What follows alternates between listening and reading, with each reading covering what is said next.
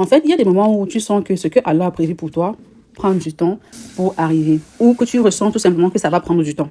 Et à l'intérieur de toi, ça commence à te stresser, tu commences à t'agiter, tu te dis, bon, et maintenant, qu'est-ce que je fais? Je reste patiente, je change de cap. Alors, tu commences à bouger dans tous les sens. Tu changes d'idée, tu passes d'un projet à un autre. Tu essayes de forcer les choses.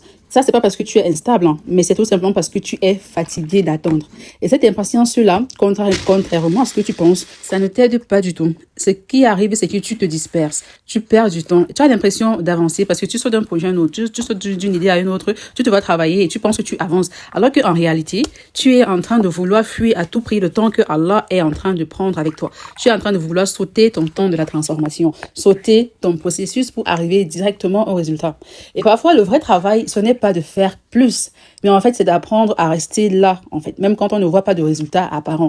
Parce que même quand rien ne bouge, même quand il n'y a pas de résultat que tu puisses voir, mesurer, il y a toujours quelque chose qui se passe. Parce que si Allah te fait attendre, ce n'est pas parce qu'il t'a oublié, ou ce n'est pas parce qu'il ne répond pas à tes prières, ni parce que c'est une punition. C'est souvent parce qu'il est en train de préparer quelque chose.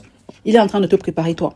Parce qu'il ne peut pas te donner ce pourquoi tu pries, en fait, si tu ne changes pas ton état intérieur. Et pour changer ton état intérieur, Allah doit te mettre face à des situations qui t'emmènent, en fait, à changer qui tu es, qui t'amènent à t'améliorer pour être la personne, pour être la femme qui mériterait de recevoir ce pourquoi elle est en train de prier et voir encore mieux. Donc, ne te disperse pas, même quand tu ne vois pas de résultat. Reste concentré, reste focus et reste dans la confiance d'Allah.